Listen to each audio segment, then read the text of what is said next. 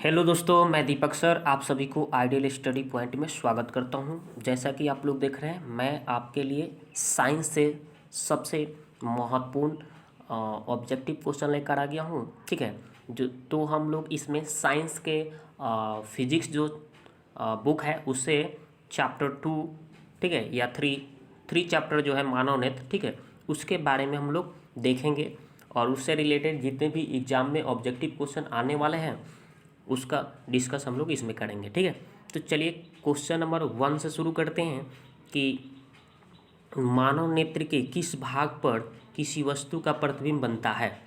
तो ऑप्शन ये आपके सामने रहा, तो इसका राइट आंसर हो जाएगा दोस्तों दृष्टि पटल या रेटिना। जब भी क्वेश्चन आए कि मानव नेत्र के किस भाग पर किसी वस्तु का प्रतिबिंब बनता है, तो रेटिना या दृष्टि पटल। अब चलिए नेक्स्ट प्रश्न को देखते हैं। तारों के टिमटिमाने की व्याख्या किस सिद्धांत पर आधारित है। तारों के टिमटिमाने की व्याख्या किस सिद्धांत पर आधारित है। तो पहला ऑप्शन अपवर्तन के सिद्धांत, प्रकीर्णन के सिद्धांत, वन विक्षेपण के सिद्धांत, इनमें से कोई नहीं। तो बस आपको जब भी तारे के टिमटिमाने की बात किया जाएगा तो बस आपको याद रखना है कि ये अपवर्तन के कारण होता है, यानी ये प्रकाश के अपवर्तन के कारण, यानी कि अपवर्तन के सिद्धांत पर। ठीक है, यानी ऑप्शन नंबर ए इसका राइट आंसर। अब चलिए नेक्स्ट प्रश्न को देखते हैं। नेत्र लेंस की फोकस दूरी अधिक हो जाने से कौन सा दृष्टि दोष हो जाता है। तो देखिए, जब भी अगर क्वेश्चन आए कि नेत्र लेंस की फोकस दूरी अधिक हो जाने से कौन सा दृष्टि दोष हो जाता है, तो बस इसका राइट आंसर हो जाएगा दूरदृष्टि दोष। फोकस दूरी अधिक हो जाएगा तो दूरदृष्टि दोष, और फोकस दूरी कम हो जाएगा तो निकट दृष्टि दोष, याद रखेंगे, यानी ऑप्शन नंबर इसका बी राइट आंसर हो जाएगा। अब चलिए नेक्स्ट प्रश्न को देखते हैं कि मानव नेत्र में किसी वस्तु का बना प्रतिबिंब होता है। तो ये इसका ऑप्शन देखिए, ये आपके सामने रहा। ठीक है, तो इसमें ऑप्शन दे रहा है तो इसका राइट आंसर हो जाएगा दोस्तों वास्तविक, उल्टा और छोटा। जब भी मानव नेत्र की बात किया जाएगा तो मानव नेत्र में वास्तविक, उल्टा और वस्तु से छोटा प्रतिबिंब बनता है, यानी ऑप्शन नंबर इसका सी राइट आंसर। अब चलिए नेक्स्ट प्रश्न को देखते हैं हम लोग। तो ये रहा क्वेश्चन कि जो नेत्र निकट स्थित वस्तुओं को स्पष्ट नहीं देख पाता है उस नेत्र में होता है।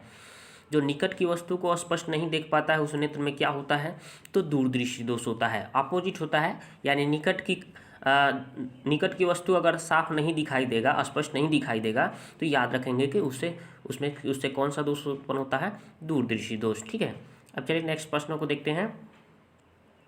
तो ये रहा क्वेश्चन, श्वेत प्रकाश की किरण जब किसी प्रिज्म से होकर गुजरती है तो तब जो वो रंग या वर्ण सबसे अधिक विचलित होता है वह कौन सा है।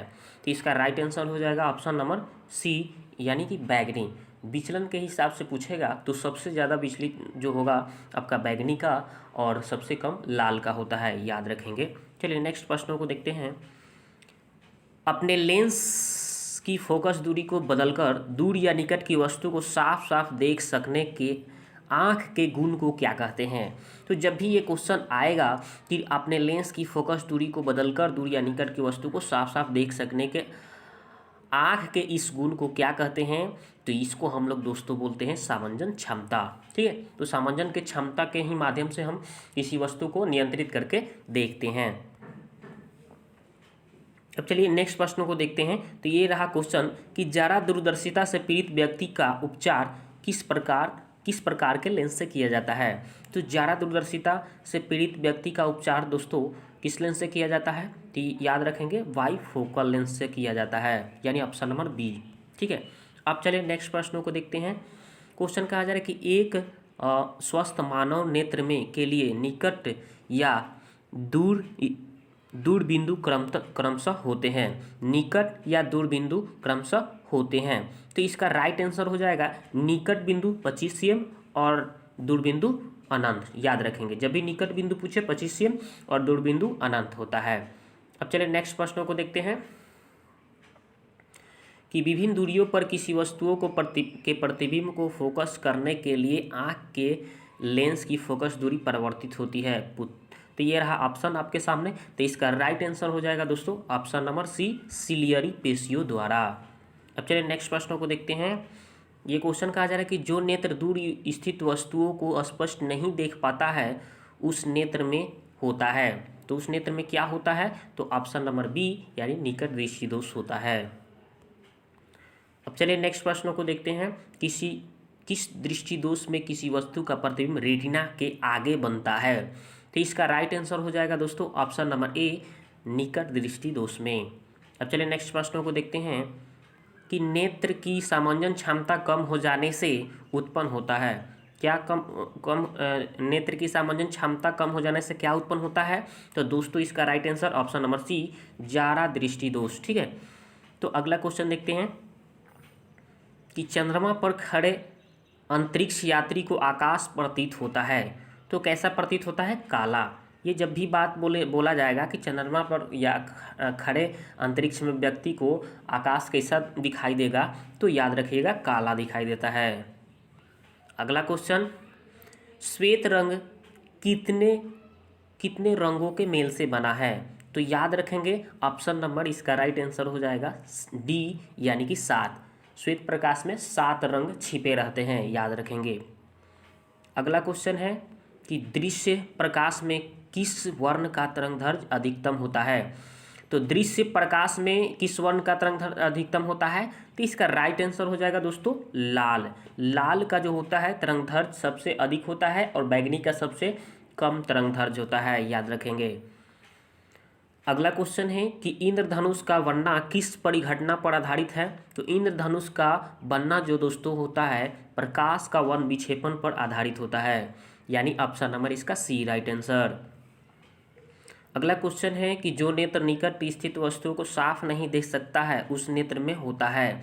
तो जब भी निकट की वस्तु अगर साफ नहीं दिखाई देगा तो याद रखेंगे कि दूरदृष्टि दोष होता है, और दूर की वस्तु स्पष्ट नहीं दिखाई देगा तो निकट दृष्टि दोष होता है, ये याद रखेंगे।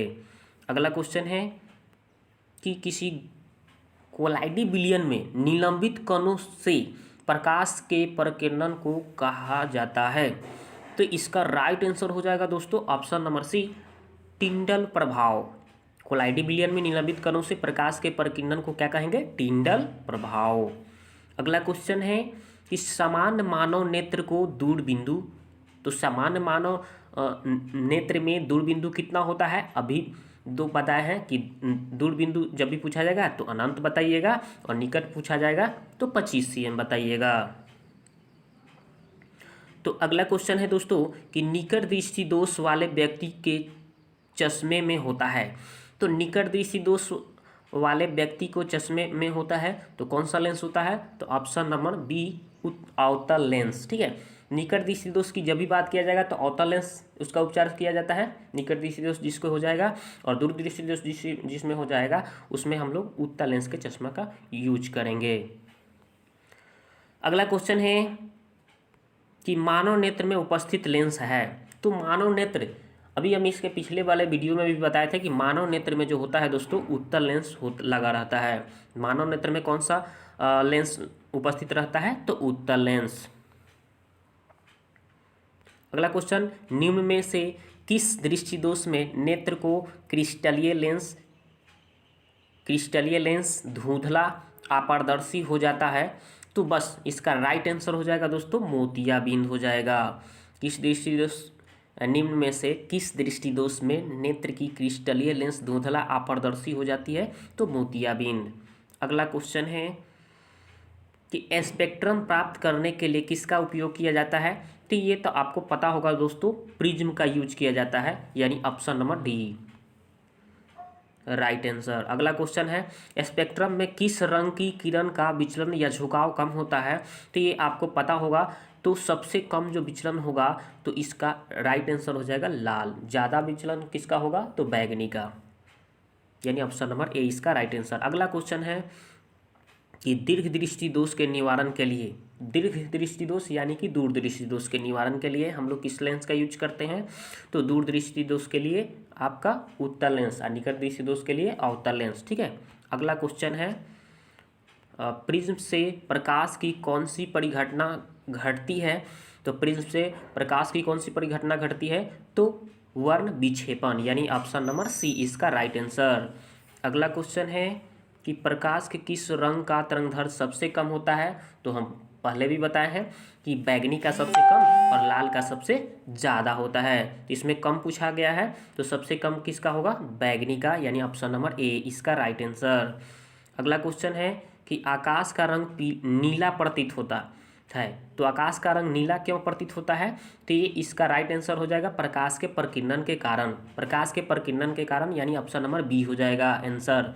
अगला क्वेश्चन कि आँख व्यवहार होता है, आँख में क्या व्यवहार होता है? तो इसका राइट आंसर हो जाएगा आँख में कौन सा लेंस की व्यवहार किया जाता है? तो उत्तल लेंस की। ये किस तरह व्यवहार करता है? तो उत्तल लेंस की तरह। अगला क्वेश्चन है कि एक साधारण प्रिज्म कितने सतहों से घिरकर बना होता है? तो इसका राइट आंसर 5 सतहों से घिरकर बना होता है, यानी ऑप्शन नंबर सी इसका राइट आंसर। अगला क्वेश्चन है कि यदि किसी वस्तु का प्रतिबिंब रेटिना के पीछे बनता है तो वह व्यक्ति किस दृष्टि दोष से पीड़ित है? तो रेटिना के पीछे बनता है जब भी बोलेगा तो दूरदृष्टि दोष से पीड़ित होगा, और आगे बोलेगा तो निकट दृष्टि दोष। ठीक है। अगला क्वेश्चन है कि किसी माध्यम में छोटे छोटे कणों के निलंबन को कहा जाता है?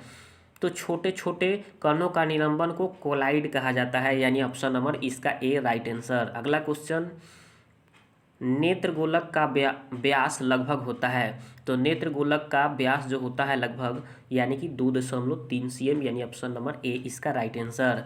अगला क्वेश्चन है कि विद्युत सिग्नल कौन उत्पन्न करता है?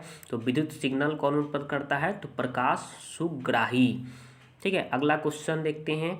तो अगला क्वेश्चन है कि सिग्नलों की व्याख्या कहाँ होती है? तो सिग्नलों की व्याख्या होती है दोस्तों मस्तिष्क में। कहाँ होती है? मस्तिष्क में। सिग्नलों की व्याख्या कहाँ होती है? मस्तिष्क में, यानी कि इसका right answer option number A.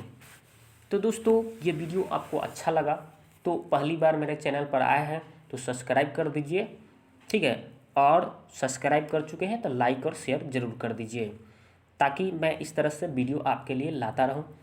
तो वीडियो को देखने के लिए आपको बहुत बहुत धन्यवाद।